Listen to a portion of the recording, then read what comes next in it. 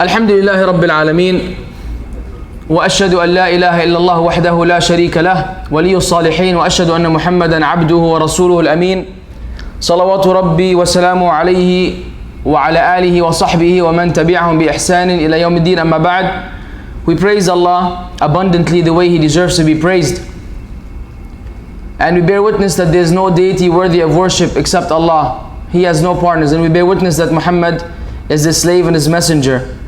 We ask Allah to exalt His mention, grant Him peace, and send His salutations and His blessings upon Him, upon His companions and all those who follow them on their path of righteousness until the day of recompense. This is the introduction that Muslims usually use, more or less. It might be unusual for some, and it has a lot of profound statements. And the good news is that this lecture will directly and indirectly address such an introduction. The title of the lecture, I would say, it's quite audacious. I don't know if you guys are students here, and I'm done with my education already. Does anyone know what audacious means? Audacity. We're trying to make it easier. All right, we have 3 people. The rest don't know what audacious is? That's fantastic. Right, it's just great.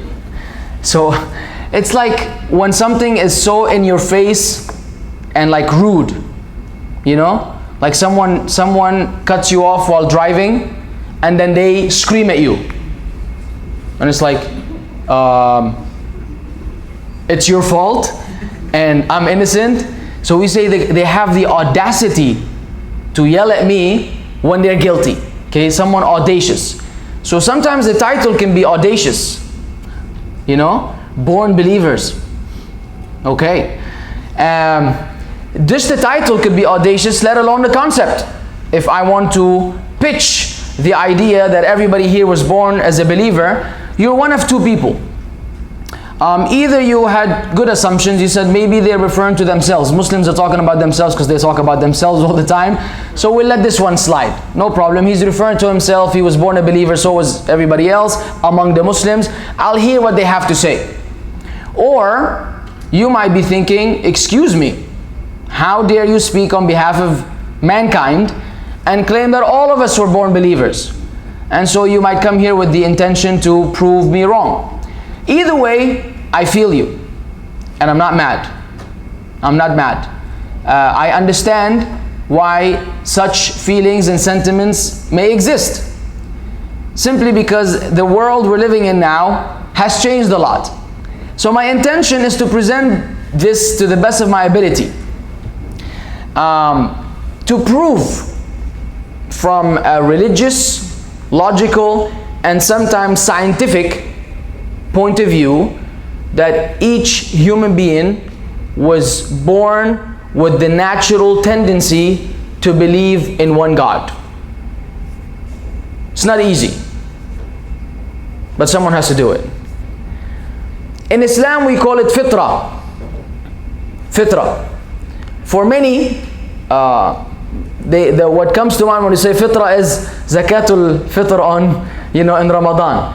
That's another misconception for the Muslims specifically. I'm not going to waste time on it, but that is not the right terminology for zakatul fitr or Eid al-Fitr. Even though we will see that from a linguistic point of view, the word fatara itself and futira ala shay has to do with tubi'a, something that has been stamped, imprinted in a particular way. So anything which has this kind of innate nature to it, we use the term taba'a or tubi'a synonymous with fatara or futira. And that's why we hear that Allah is fatirus samawati wal ard. He is the originator of the heavens and the earth. He made them without any pre-existing example. There was never a heavens and earth and then they were used as a template to create another. There was nothing and then they came into existence. That makes it that concept of bringing something into existence without any example from before. This is fatara. And that's why we call it fitrah. It's that natural disposition that every human being is born with. Now this is the linguistic meaning, and of course the linguistic meaning will lead us to the religious meaning. And what we're more concerned about is the religious meaning, because linguistically you can debate on so many things. the word hot, which is something some of you are feeling right now, can never be agreed upon. Man, that looks hot. What does that mean? Right? When you say hot, it could be bad. I'm hot. You need an air condition. Or this is hot meaning it's cool. Wait, hot meaning it's cool? These are like antonyms. ما في مشكلة, no problem. Somehow we managed to make these these terms that are opposite have the same meaning.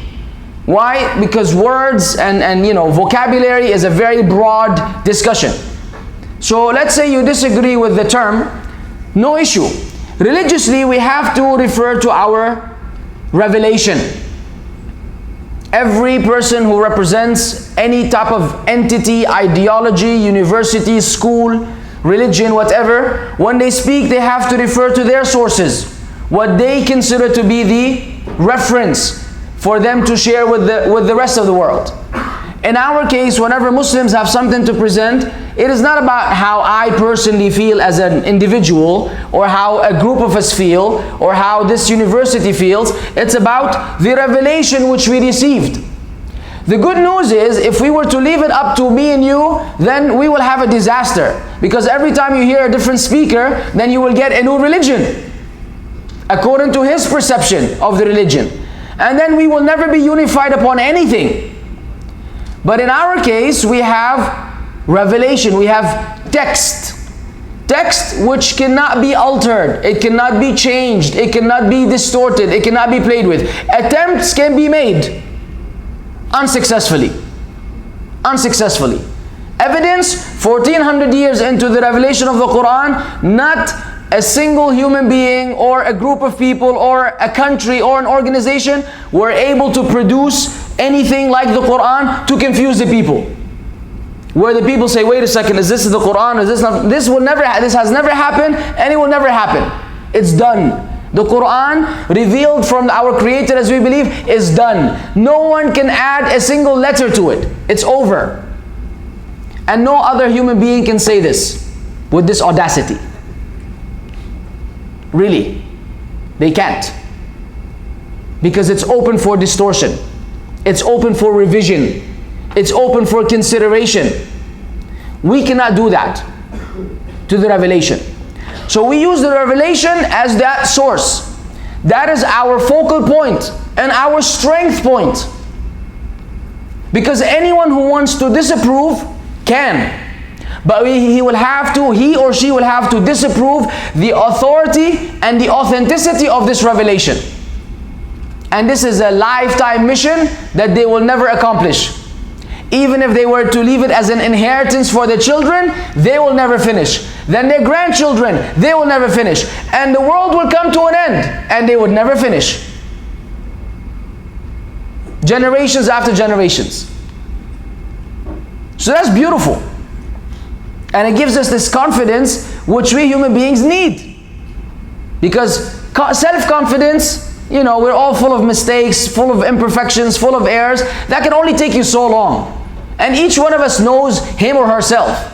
Whatever you put up before the people is different than what we know internally. We know we're lousy in so many ways. People don't see that. So there's a hypocrisy in it no matter how you look at it. But when we refer to the revelation, then our shortcomings and faults are irrelevant to the discussion. I can be the worst person in the world, but if I'm quoting and citing textual evidence revealed, I have power. As long as people don't misuse it. So what did our Prophet Muhammad, peace be upon him, may Allah exalt his mention and grant him peace, what did he say in regards to this concept of fitrah? It's a very controversial, I would say, narration. For those of you hearing it for the first time, you might be taken back. For those who are not Muslims, then this will be news to you. Let's see how you digest it. And the hadith is narrated by the companion Abu Hurayrah, one of the companions of the Prophet, collected by the scholar of hadith or narrations, Al-Bukhari. So these are the most reliable figures we have. The Prophet ﷺ said, مَا مِن مَوْلُودٍ يُولَدْ عَلَى الْفِطْرَةِ إِلَّا وُلِدَ عَلَى الْفِطْرَةِ. There isn't a single newborn any newborn baby that comes into existence, no one comes except that he is upon his fitrah, the natural disposition. فأبواه يهودانه أو ينصرانه أو يمجسانه أو كما قال صلى الله عليه وسلم. Then it is his parents, because this is the general principle. It could be uncle and aunt, nephews, cousins, environment, society. Someone can say, well, I was born an orphan. My parents had nothing to do with it. It doesn't matter. The hadith is speaking about the general norm. There are exceptions to the rule, for sure. It is then his parents, or let's just say his environment, which will make him a Jew, or a Christian, or a Magian. And then today we can add, right? Or an atheist, or an agnostic, or so on and so forth, Hindu, Buddhist, and the list goes on. Who can deny this?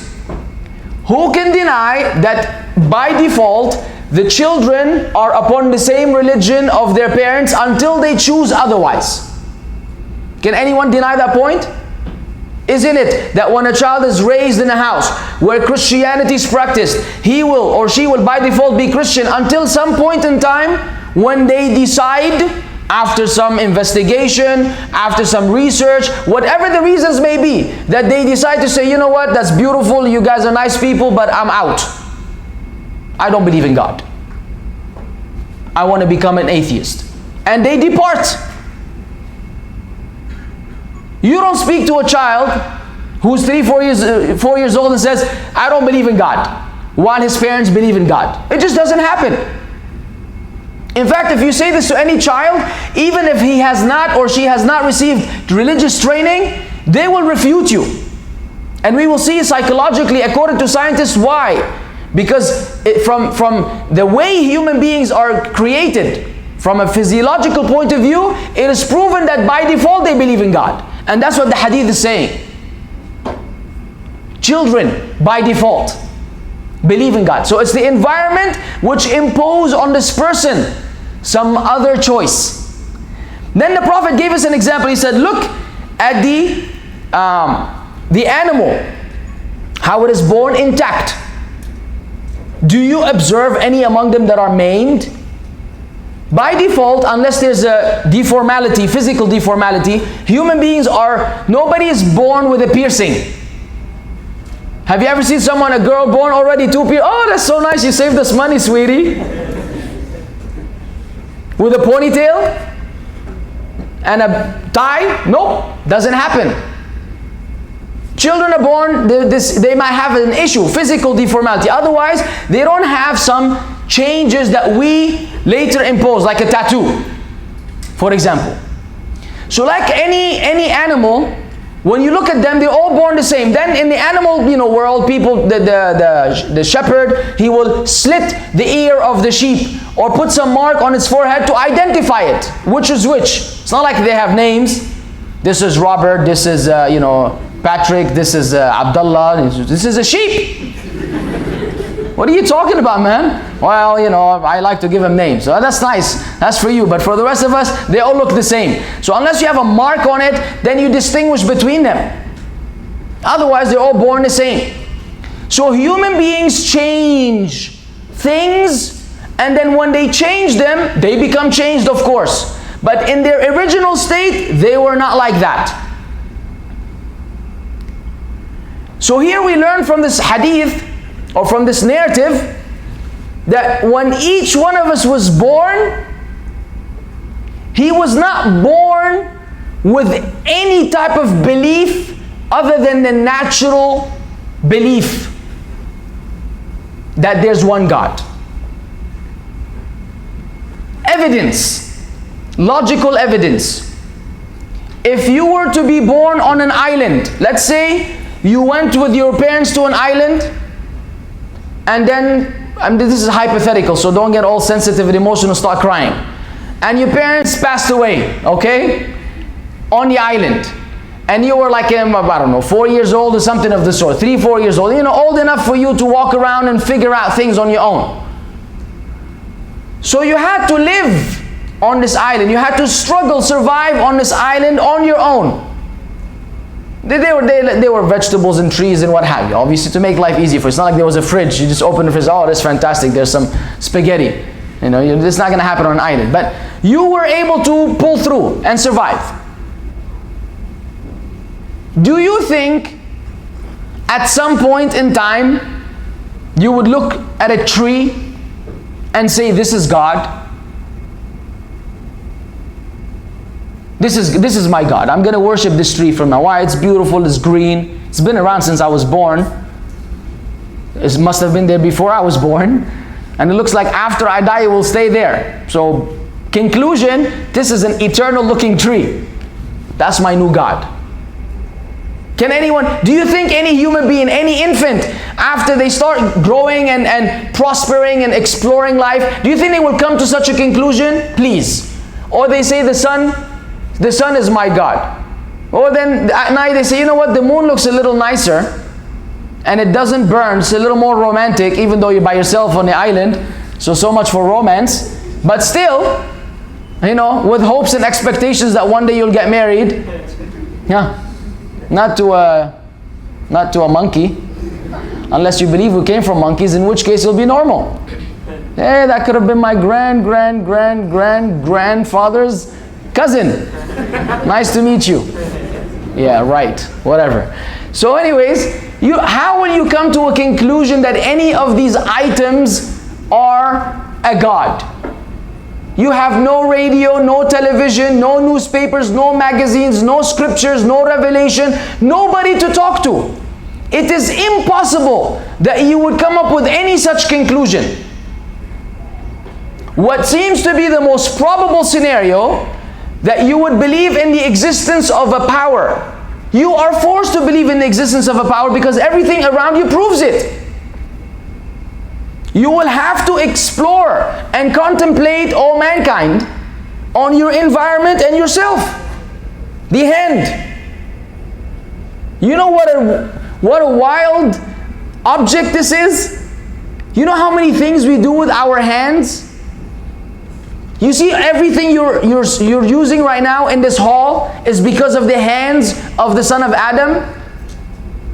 Airplanes, buildings, huge constructions. Because you're going to say that they were made by machines. Yes, how are the machines made? By hand. No, blah, blah, blah. Who drew the machine the first time? The architect, the engineer, who drew it on paper before it became what it is. Hands. It's all with the hands. What is this limb? This only one limb. Forget about the eyes and the ears and the brain, which is analyzing information as we speak and passing judgment. As I speak, you're analyzing and judging, therefore the reaction. Boring, I don't like this joke. Stop joking, please. It's fine.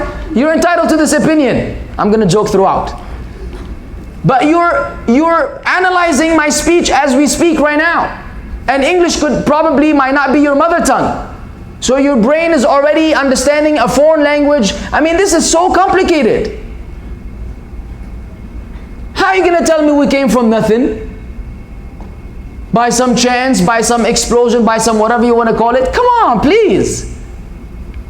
Or how would you assume that there isn't a great supernatural power behind this?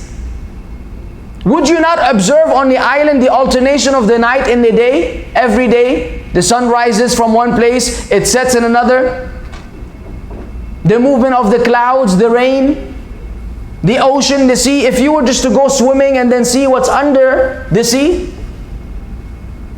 it's mesmerizing. So you as a human being would come to the conclusion that there's a great supernatural power that you're unable to see. You would not expect it to present itself before you and say, I am your God. You would be very skeptical, in fact, if something presented itself before you, some sort of ghost, and said, I am your God. True or false? You would think anything. It's ghost, it's jinn, it's different stuff. You would not assume that this is your creator speaking to you. Don't worry about the cameras. The focus is shifting to the cameraman. Thank you, sir. Would you like to co-lecture with me? You already are. Anyways, so by default, You would not believe so. This is the logical explanation. Now, you can argue, of course. Look, anything you present to the people, they can argue. But how far and how long are you going to argue for? And how successful is your argument? And is it agreeable to most of the people? We have to understand that a lot of the things in this world have to do with the majority. Not everything, but many things have to do with the majority. The majority agree on something, holds certain value. And the minority remain to be a minority. So when most people will agree to something and you have some individuals who disagree, with all due respect, they remain to be individuals who are disagreeing. The vast majority is what matters. So while we can argue that no, maybe someone will worship another object on this island, most will tell you they probably will not think of anything else and consider it to be their God. And if someone were to make an idol or a statue from this tree, they say, you know what, I agree with you. The tree in and of itself is not worthy of worship. I will sculpture something from the tree. Then we will say, who made who? Did you make God or did God make you? Because if you sculptured it, then you made it. So now you're God. At least to this object, you are its God, meaning you are its creator. So how are you going to worship what you made? And the idea of worshiping is giving, reverence and respect and awe to a greater power that has abilities that you lack. Otherwise, nobody would worship anyone. If you thought you were self-sufficient. Why is it that human beings, if the airplane is about to, fall into the ocean and they're about to die, why is it that at that moment they remember God? Or they feel the urge and the need to speak to a greater being? Because they believe at this moment only God, even though they may not be believers in God, only God can pull them out from this problem, this issue. Only God can save them. Otherwise, if somebody was self-sufficient, he wouldn't be asking God for anything. He would say, okay buddy, let's jump out of this plane now. I have the power, I have the strength. I'm a smart human being. Oh my God, I'm not moving from my seat. It looks like I'm going to die. Goodbye now. That's exactly what's going to happen. Unless you watch a lot of James Bond. Now, only people who watch a lot of some crazy stuff. You're just going to have like this special watch when you press on the thing and then the seat just jumps out of the roof of the plane and you fly, land with a parachute in your Mercedes to drive off and kill the... Come on, man. This is Hollywood stuff. In real life, people freak out and die.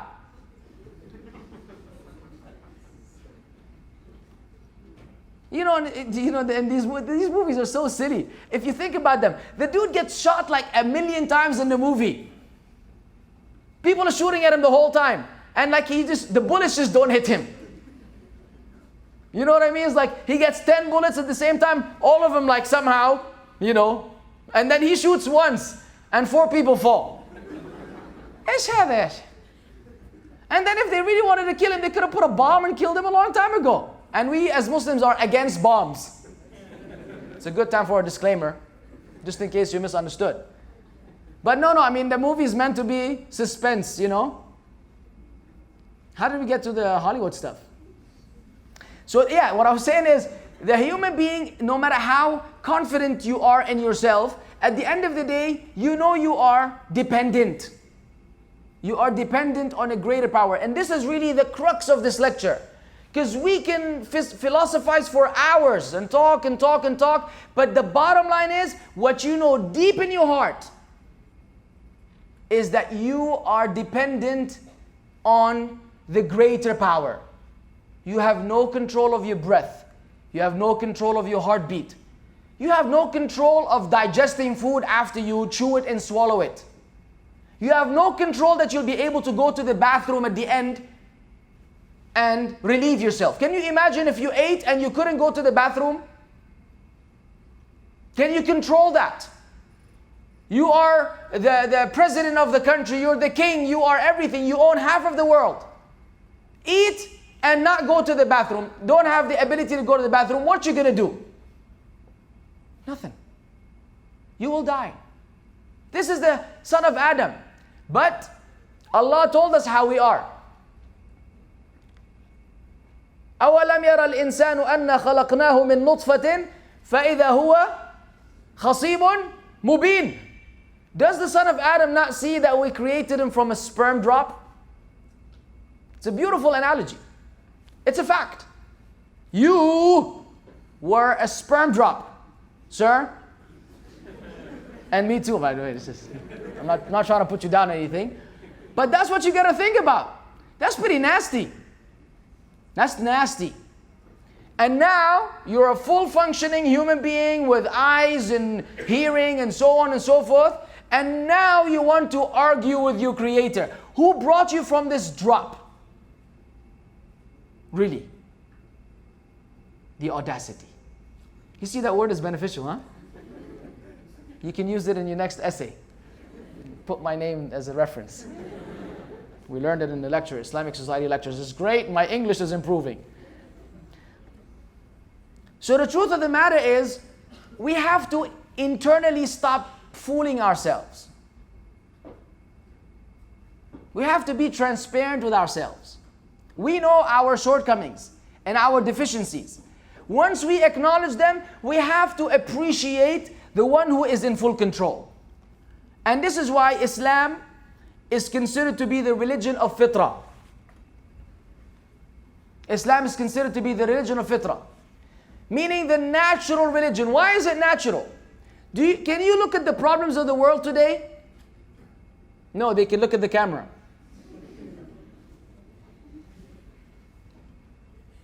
بوس ايدك معك دقيقتين تخلص. He's not even here. I forgot what I was saying. See, that's why I'm easily distracted. In my lectures back home, kids are not allowed. If somebody brings a child and they start crying, I don't know what I'm lecturing about. I start talking about Samsung and smartphones and everything. People are like, dude, this is a religious lecture. Say, my bad. This kid just, messed it up for me. So I'm easily distracted. And obviously, you guys are equally easily distracted. And so, turn it on, please. And let's move on with the lecture. Because I was saying something. Yes, the natural religion.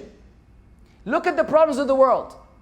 Do you know how many problems Islam is the only solution for these problems? Who knows the hadith about 10 things from being from the fitrah? What are the things that Islam said are natural for man? From a physical point of view, what are we supposed to do? Clip? This is religiously speaking. Our religion says that from the natural way of the son of Adam is clipping the nails. Clipping the nails, both obviously hands and toes. How could that be religious? Well, look at the effects or the consequences of not clipping the nails. Either you want to enter the Guinness Book of Records with the longest nails, which is just disgusting. In all honesty, even though some might like that stuff, that's just what they call fetish. We're not going to discuss that. But the norm is, if you saw someone had long nails and there was like dirt, black spots under their nails, you're going to be like, and they put their hand in your chicken and says, here you go. This is when you realize you're not hungry. No, thank you so much, I'm full. You're dying. You would eat this chicken and 5 more. But at that moment, it's no longer yummy. So we say this is natural. The beard. Isn't it crazy how the beard became the fashion? We Muslims have been rocking the beard since I don't know when. Oh no, since I know when. Since 1400 years ago. And before that, the Jews and the Christians of old. In fact, it was the norm for men to keep their beards. That's why it grows on your face. You know what I mean? It's not like it grows on your arm, then you stick it to your face. It grows right where it needs to be, whether you are hairy or not. Because someone right now who only has little hair saying, well, not in my case. Well, it's okay. We said there are exceptions to the rule. But why does the hair grow on your face? Because you're supposed to keep it.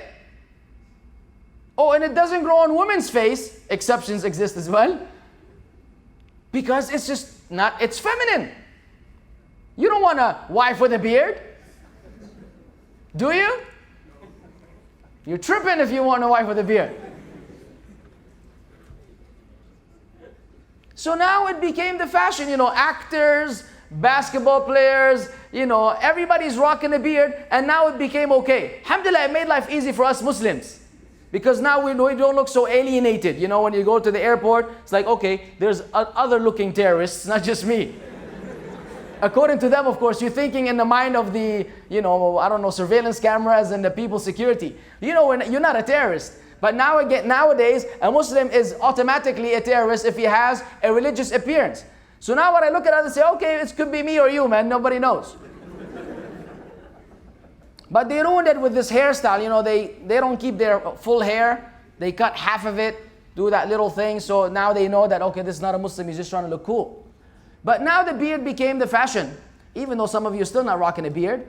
But if you were to let it grow, you'll realize why.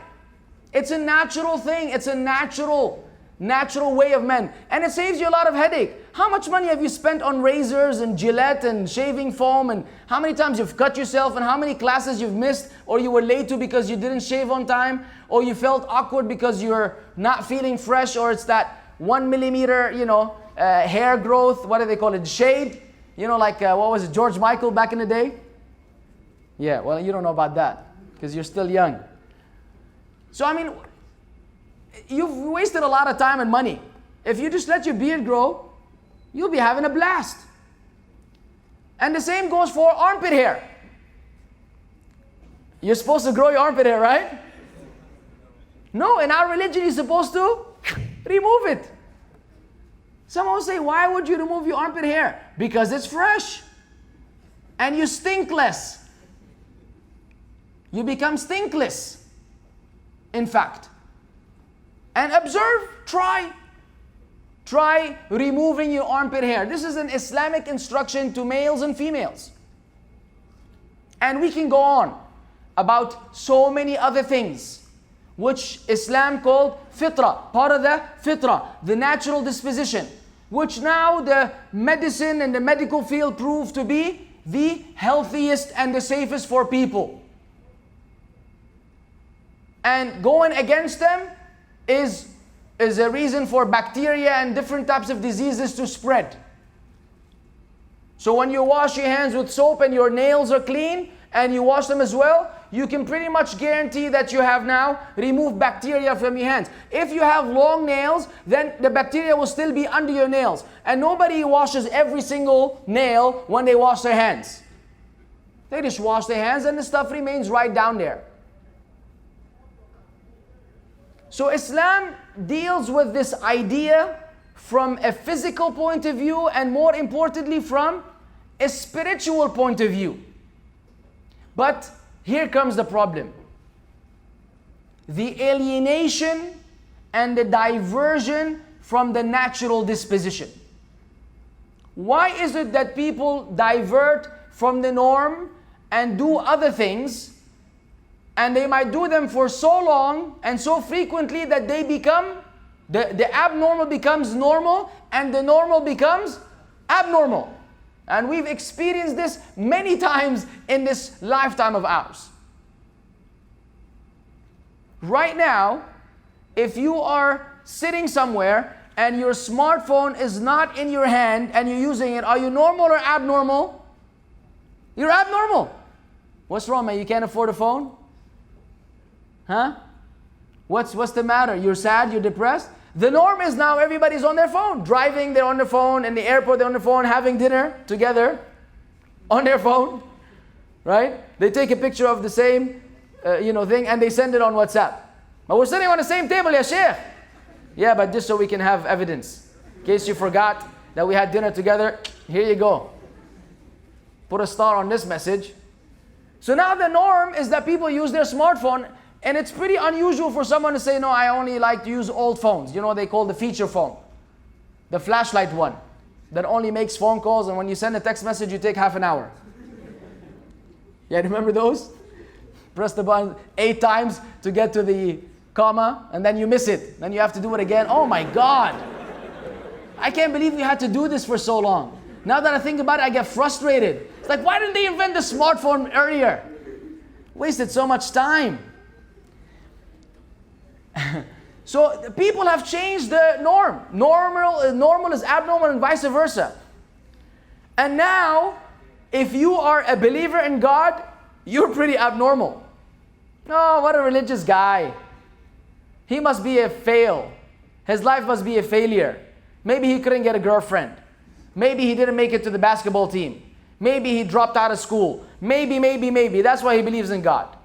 And if you're like, I have it all, I figured it all out, then, I don't need God anymore. I can just disbelieve in God or be skeptical, doubtful. Maybe there's a God, maybe there isn't. You got a lot of homework to do to prove to me that God exists. So now it's my job and the job of everybody else to try to, articulate to you the concept that God exists. And you're like, I'm not digging, I don't like it. Like, excuse me, sir. What's going on in the world? If you did this, I don't know how many 100 years ago, people will think you're pretty crazy. And now, it's normal. But we don't care about that. Because human beings are able to change things. That's why they diverted from the natural disposition. The natural disposition proves that you and I were born as believers in the one true God. Now, this raises a question because when you speak it to Christians, this opens up a big debate about, the original sin and, Jesus dying for the sins of mankind, the crucifixion and the redemption. It's a long discussion. I'm not going to open it now or open a discussion, but it's very interesting when we speak about this concept to determine, okay, now, if you say that we were born into sin, original sinners, then if a child were to die at a young age, we would assume he's going to hell. Because he was born with the original sin and he had no chance to accept Jesus as Lord and Savior. He was too young to understand. Let's say he was 1 year old, 9 months, 6 months, 2 years, whatever you want, whatever age. He still hasn't understood this concept. So, technically, he is doomed to hell. Now, of course, it will argue otherwise. But if you go by the text, he's doomed. In Islam, the text is to the contrary. We have the authentic tradition that the Prophet, peace be upon him, had a vision and he saw an old man in paradise with children, with many children. When he was asked who the old man was, he said that this is Abraham, who is the forefather of the prophets after Noah. So we have Noah, then Abraham. So Abraham obviously is from the inhabitants of paradise as per the belief of all religious people who believe in, Jews, Christians and Muslims. And then the companions of the Prophet raised an interesting question. If all these children which he saw in the vision were with Ibrahim in paradise, then does that include the children of the non-Muslim parents? And the Prophet, peace be upon him, acknowledged that includes the children of the polytheists, meaning those who were born outside of Islam. Because of this narration, we understand that if a child was born into this world, he is in that natural default state of believing in one God. If he were to die before the age of discretion, they go into paradise. Why? Because the natural position is that they believed in one God and they haven't reached a stage where they change that. So we stick to the default. That is mercy right there. And that proves the benevolence and the compassion of God. That no one is held accountable until, meaning the Sharia or the legislative law, you're not held accountable until it is presented to you and then you reject it. But as for the matter of the natural belief, that it is instilled in each and every one. And we have verses from the Quran which support that. Now these verses again, for we Muslims, these are not open for debate and discussion. We believe in them 100%. Because they come from the source which cannot be denied. So if you're going to have a conflict with these verses, I remind you of the introduction of this lecture. It's upon the one who doesn't agree to prove the inauthenticity and the lack of authority of the Quran as a revelation, as a text. If that cannot happen and it has not happened, then we're binded by this information.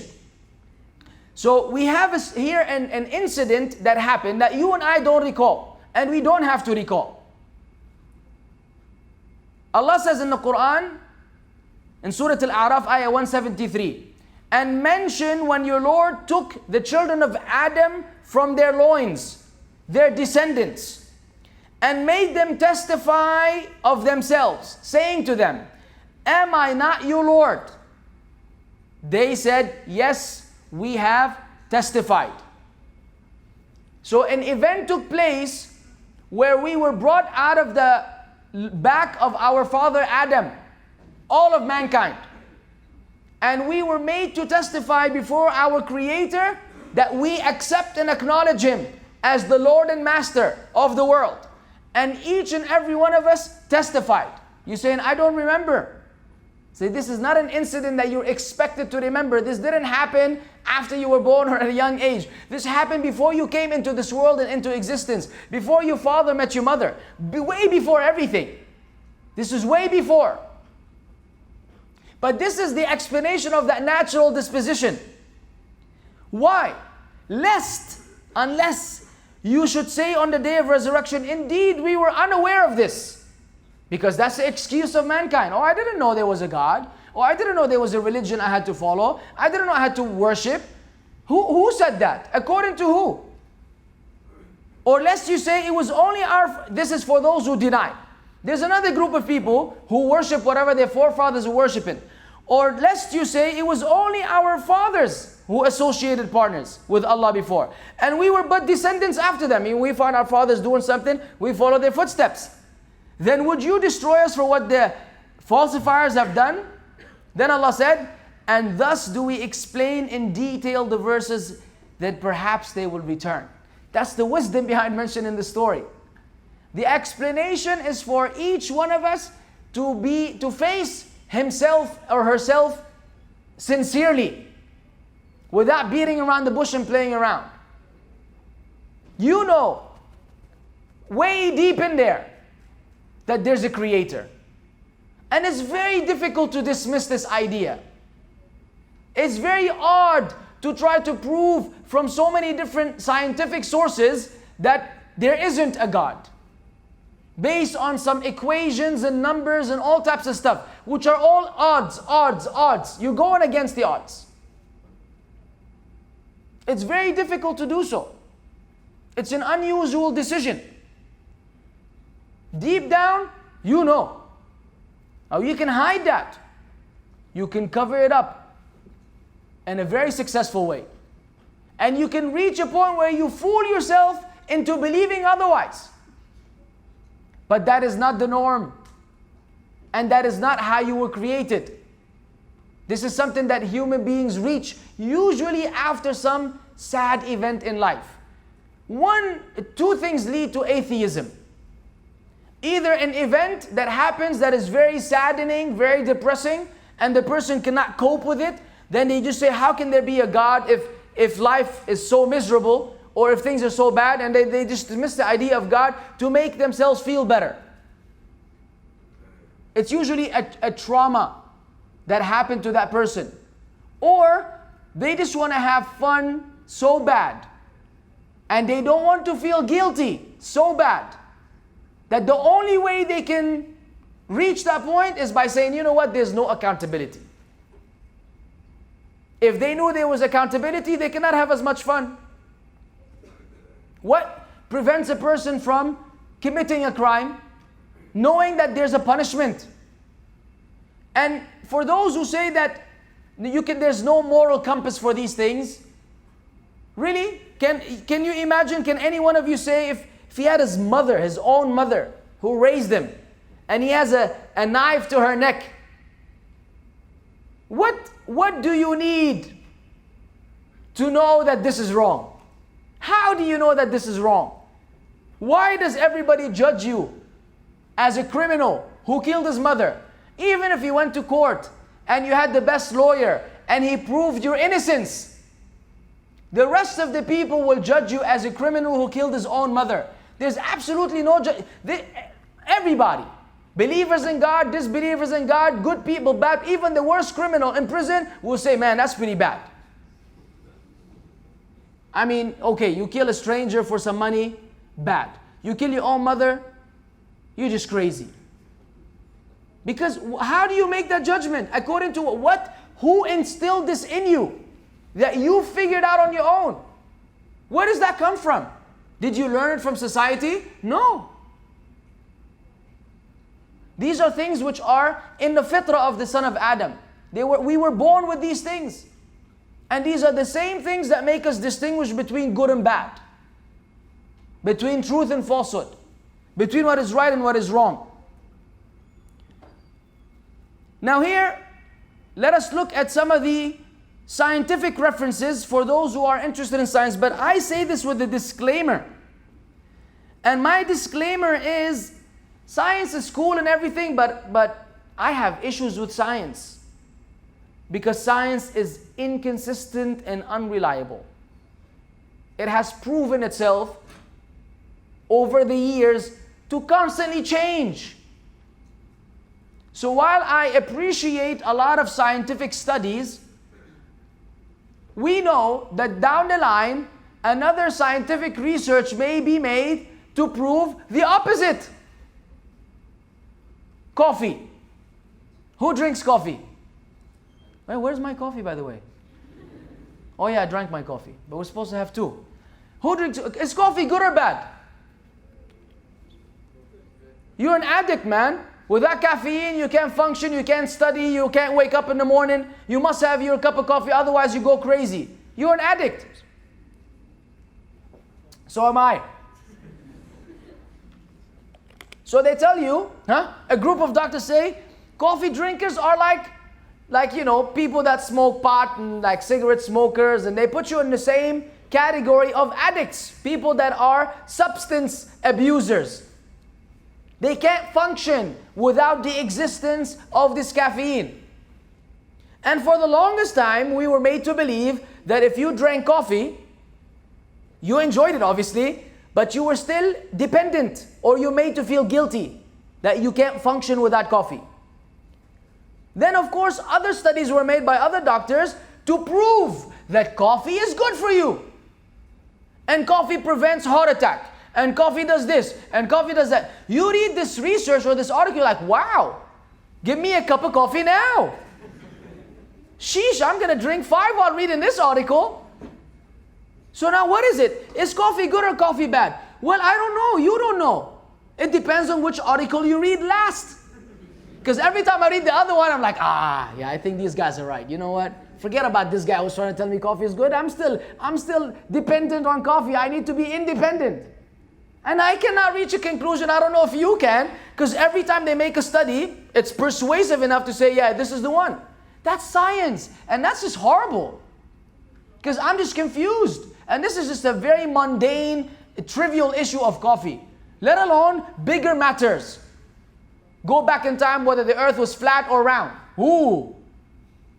You know, you could have said something some 100 years ago where people think you're insane. And now you say it, and if you say the opposite, they think you're insane. Really, you think the earth is flat? Why don't you run till the edge and jump off the cliff?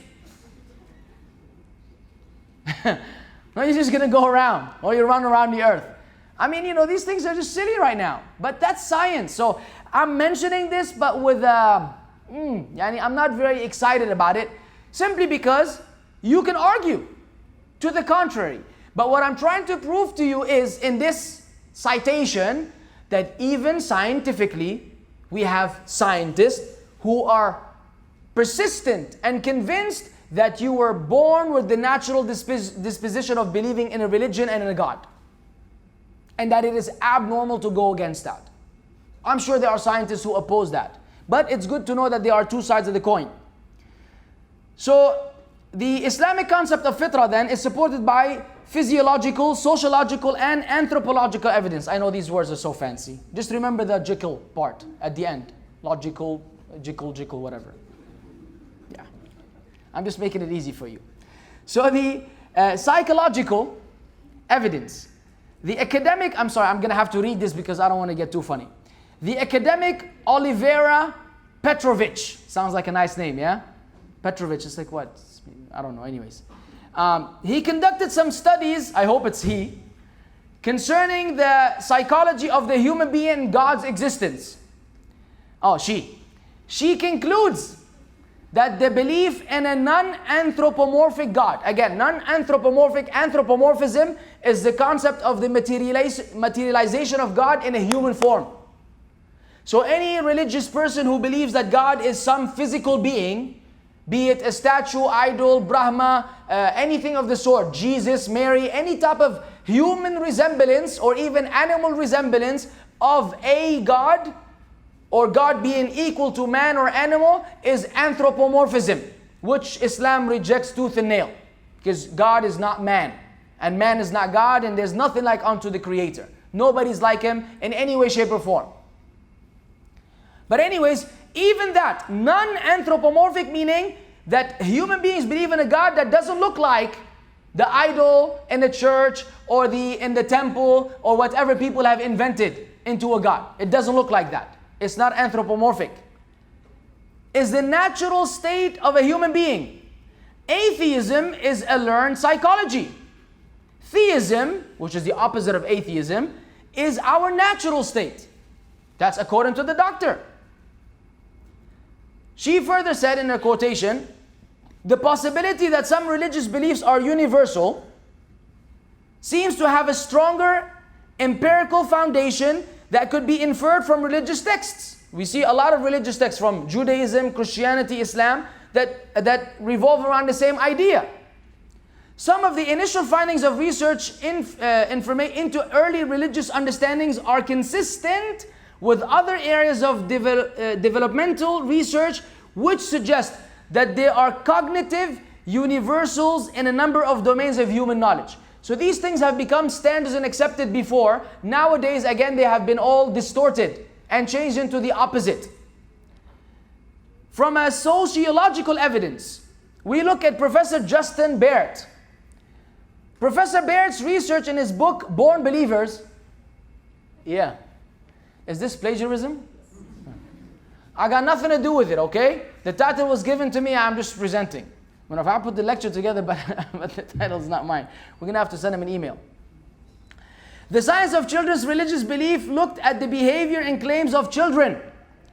He concluded that children believed in what he calls natural religion.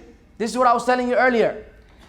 This is the idea that there's a personal being that created the entire universe. That being cannot be human. It must be a divine supernatural. Further, scientific research on children's developing minds and supernatural beliefs suggests that children normally and rapidly acquire minds that facilitate belief in supernatural agents. In their mind, they're just agents. They cannot identify exactly what it is. Particularly in the first year after birth, children distinguish between agents and non-agents. Understanding agents are as able to move themselves in purposeful ways to pursue goals. They are keen to find agency around them. They're always trying to fetch for other agents. Even given scant evidence, any evidence you give them, they will accept.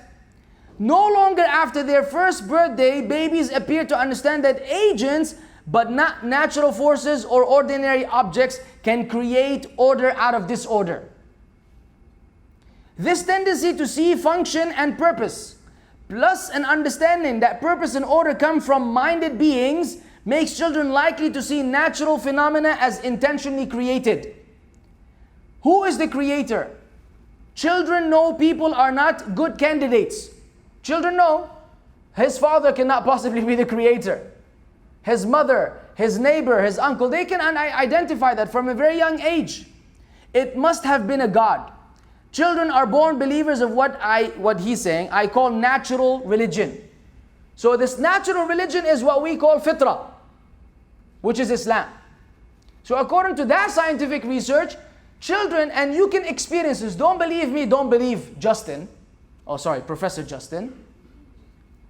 You go speak to any child, but don't twist their brain afterwards. Be careful. Speak to them at their level of understanding and see if you can see anyone even remotely suggesting atheism be a norm. Even though this child has absolutely no training, Now, if they were trained by their atheist parents, then the child might give you different answers because of that influence. Just like any two parents can influence their children to believe a certain thing is right or a certain thing is wrong. And the children will argue accordingly. But if you were to remove them from this environment where they're being brainwashed, quote unquote, then the natural position of the children is what the professor is referring to, that natural religion. Lastly, the anthropological evidence. It says, consider the atheism of communist Russia and communist China. They still had signs of what you call a worship instinct. I mean, they had these statues of Stalin and Lenin and so on and so forth. So human beings who claim that they want to turn away from worship are in fact immersed in worship. Those who want to claim that they don't want to worship anything, they are in fact the biggest worshippers. Of what though? Of their own ideologies, of their own selves, of different entities that they reverence and they respect. And this is why Allah says in the Quran, in regards to those people, أَفَرَأَيْتَ مَنِ اتَّخَذَ إِلَهَهُ هَوَاهُ. Have you not seen the one who has made his God his own desires, his own choices?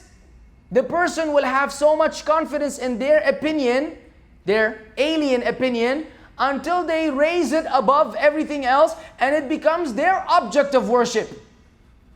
They're still showing respect to it. Why? Because you were born with the natural need to worship, to admire, to reverence, to be in awe to a greater being. So those who don't find God, they find another idol. That idol can be a singer. American Idol.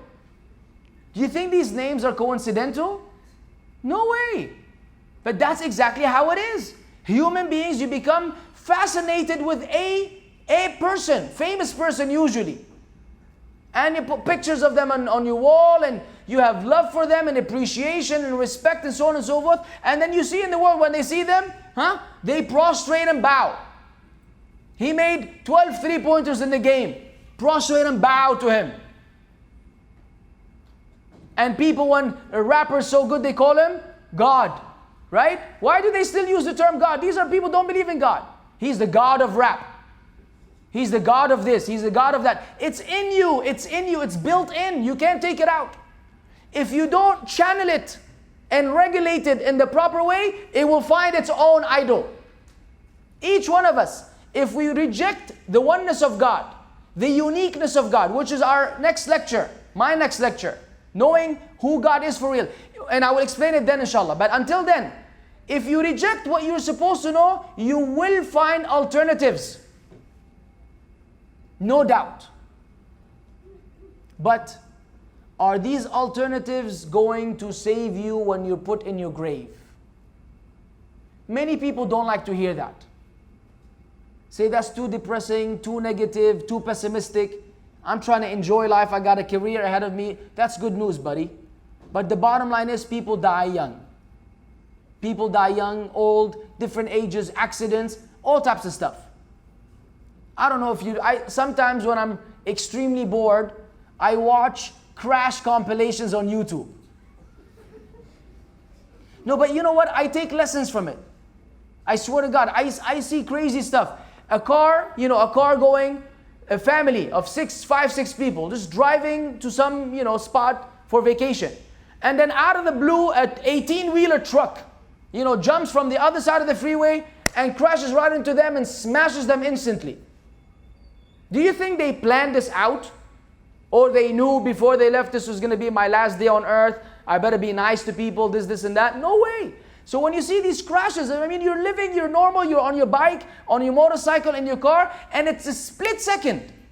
Another one, even crazier than that, one of these crazy car compilations, there was this, and they have this front camera, right, and the dashboard camera. I swear, they didn't show the people. They were driving, and a truck drove on the other side of the road, one brick. It fell off the truck, bounced on the ground, and crashed right into the windshield to kill the passenger. All you hear is the driver suddenly screaming. You see the brake bounces off the ground, then you hear it break into the windshield, and then they don't show you because it's the dashboard cam, but you hear the lady saying, oh no, and it's like you think about it, wow. Like this could be funny, but this is actually sad. I mean, are you kidding me? You're in the passenger seat. Did you really expect the brick to fly out of a truck into your head and kill you? No way. But that's life. So while we can play around a lot, in reality, the real thing we should be concerned about is when my time comes, have I made the right choices? Because you're going to worship. You will definitely worship. Have you worshipped the one who deserves to be worshipped? The one who you know deep inside is worthy of your worship. Okay, I don't know him well enough. No problem. Have you investigated into the matter? Have you researched? Have you given him time? Or are you too busy, buddy? Too busy. No time to look into religion. Why? Religion is old-fashioned now. We're too cool to be religious. We're too cool to study religion. We're too cool to look into this whole God. This is just for people that are depressed. This is not true, my friend. This is for everybody. In fact, the happiest people are those who have sorted that out and now trying to figure out the rest of their life, like everybody else. But that part has been resolved already. And those individuals, in comparison to those who have not, are like the difference between the heavens and the earth in terms of how they deal with events in life, how they deal with drama, how they deal with depression, how they deal with failure, success, how they deal with others. That focal point determines how you're going to function for the rest of your life, either with a peace of mind and tranquility or the lack of it. So in conclusion, it's an hour and a minute. In conclusion, I want to speak to your heart more so than I want to speak to your mind. But your mind guides you unless you choose to shut it down. Unless you choose to become deaf. You can be deaf. You can let the words enter your ear, but you gave no attention to them. No comprehension, no analysis. Just nice words and let it slide. Or you could be the intelligent human being who observes. You observe the majesty of God in you, in the creation around you, in your abilities, and the human inventions, human innovations. All of these guide us to believe that the supernatural power, the master who ordained and orchestrated all this, has the most beautiful names and the ultimate attributes, because this could not have happened any other way. This is far from coincidence. So take that time off from your busy schedule and investigate. No one is forcing upon you anything. We don't have the right to force or impose upon any human being, even our opinions. This remains to be opinions. It's ideas. You can accept or reject. But if you take the time to investigate, and it's meant for you to see the light, then you shall see the light. The calamity is when you don't have time. And then you become regretful. So I ask Allah to open our hearts and minds and allow us to comprehend and see through the darkness. He's able to do all things. هذا والله أعلم وصلى الله وسلم على نبينا محمد. Feel free to ask questions.